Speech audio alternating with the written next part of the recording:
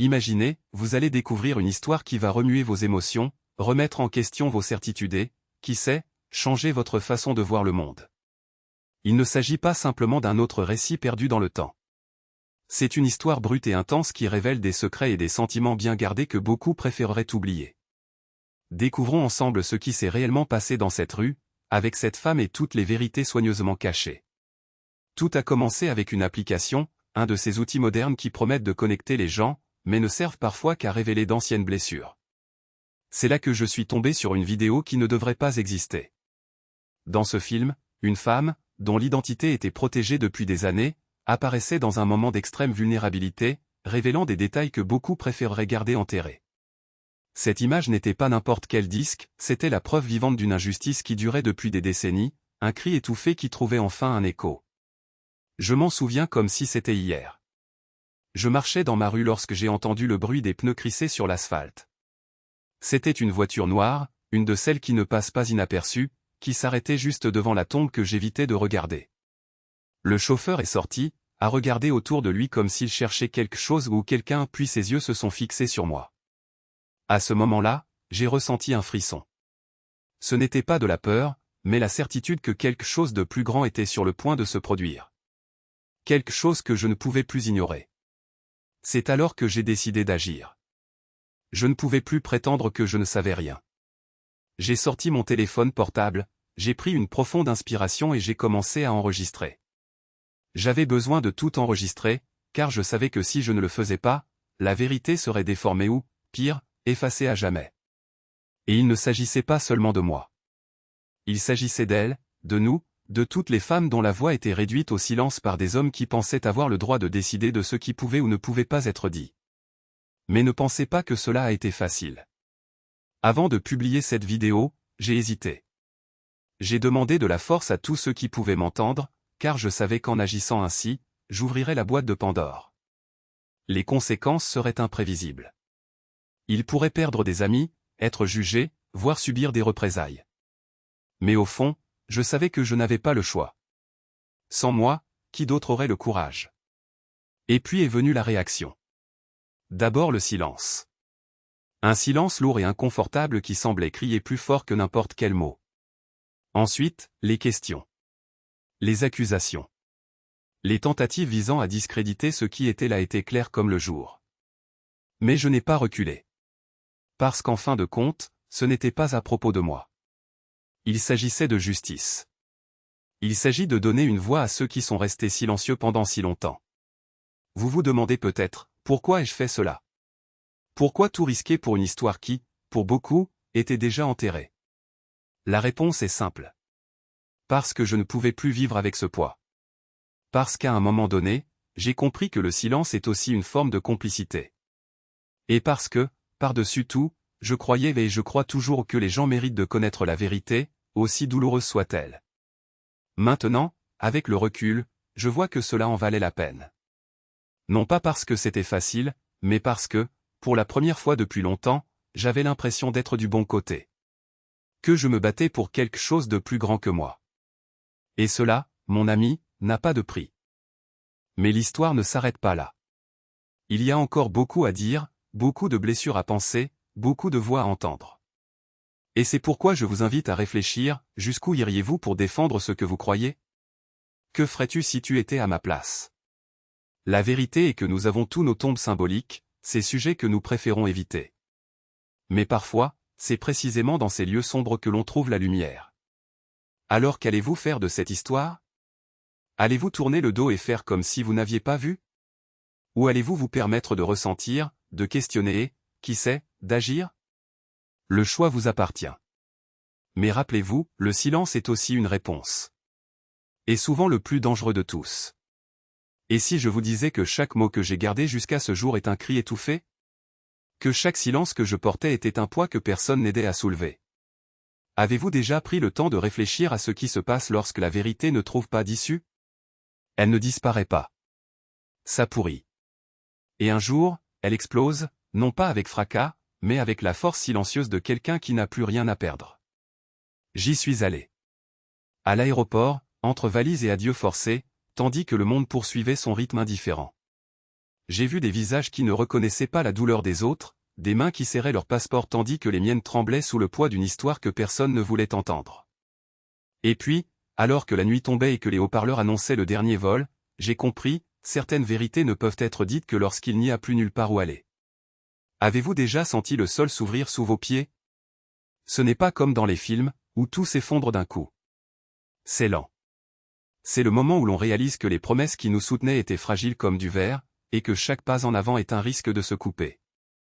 J'ai marché sur des morceaux cassés. Et quelque part entre la douleur et la colère, j'ai trouvé quelque chose d'inattendu, la clarté. Car lorsqu'il n'y a plus rien à perdre, même la peur devient un luxe. Ils m'ont demandé, pourquoi maintenant? Pourquoi pas plus tôt? Comme si la vérité avait une date de péremption. Comme si la souffrance était un produit en rayon, avec une date de péremption. Mais la vie ne fonctionne pas comme ça. Elle n'attend pas la commodité. Il arrive parfois sous la forme d'un coup de poing, parfois sous la forme d'un murmure et exige que vous choisissiez, lui tourner le dos ou lui faire face. J'ai choisi d'y faire face.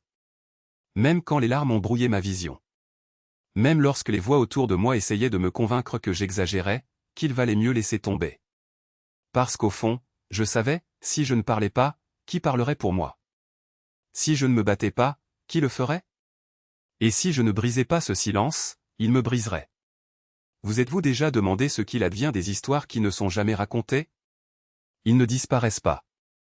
Ils se transforment en fantômes. Ils hantent les couloirs, font écho aux nuits blanches, s'accrochent à des épaules qui portent le poids de trop de secrets. Je ne voulais pas être un fantôme. Je voulais être réel. Même si ça fait mal. Même si ça fait plus mal qu'autre chose. Alors j'ai parlé. Pas avec éloquence, pas avec perfection, mais avec l'urgence de quelqu'un qui sait que le temps presse. Et, au milieu du chaos, quelque chose s'est produit, les mots ont cessé d'être les miens. Ils sont devenus ceux qui les entendaient. De ceux qui les ont reconnus.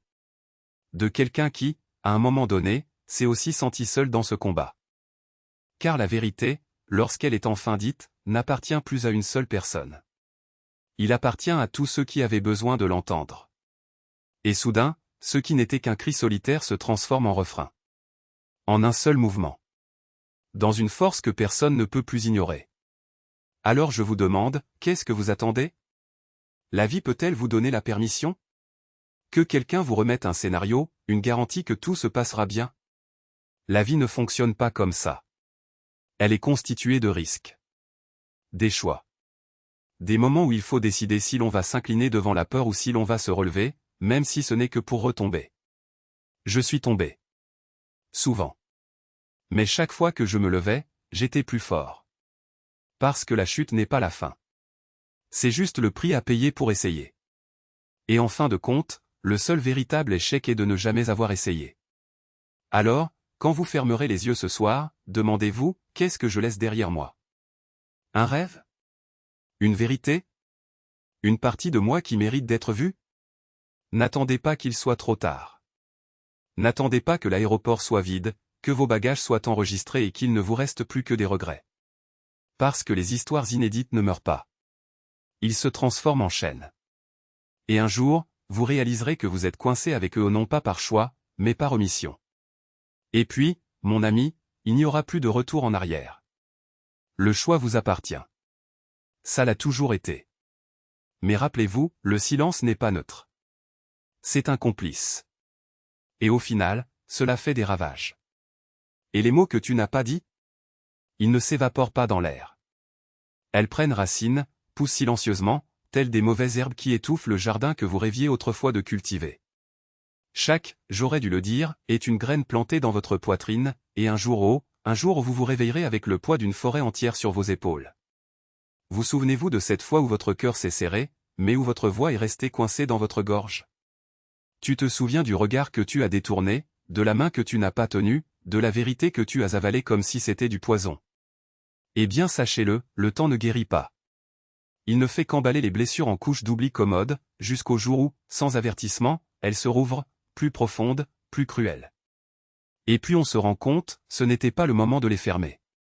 C'est vous qui les avez enterrés vivants. On dit que l'amour est fait de gestes, mais je dis qu'il est fait de courage. Courage de rester quand tout crie à s'enfuir. Courage de dire « j'ai besoin de toi » quand la fierté murmure « ne sois pas faible ». Courage d'admettre que oui, ça fait mal. Ça oui, tu as peur. Oui, parfois, la seule chose qui nous maintient debout est l'espoir que, de l'autre côté du silence, il y ait quelqu'un prêt à écouter. Mais que se passe-t-il si cela n'existe pas? Et si, à la fin, vous découvriez que vous avez perdu des années à attendre un signe qui n'est jamais venu? N'est-il pas préférable de prendre des risques et de perdre plutôt que de vivre toute sa vie en se demandant « et si ?» Parce qu'en fin de compte, le regret est le seul fantôme qui n'a pas besoin d'invitation pour entrer. Il arrive au moment où vous vous y attendez le moins, s'assoit à votre table, vous regarde dans les yeux et vous dit « vous avez eu la chance ». Et vous avez choisi le confort du silence. Alors répondez-moi, qu'est-ce qui coûte le plus cher? La douleur de parler maintenant ou l'angoisse de rester silencieux pour toujours? Parce qu'on est éphémère. L'autre, mon ami, est éternel. Et quand la nuit viendra et elle vient toujours, vous voudrez être en paix avec les mots que vous avez prononcés, pas avec ceux que vous avez laissés mourir dans votre bouche.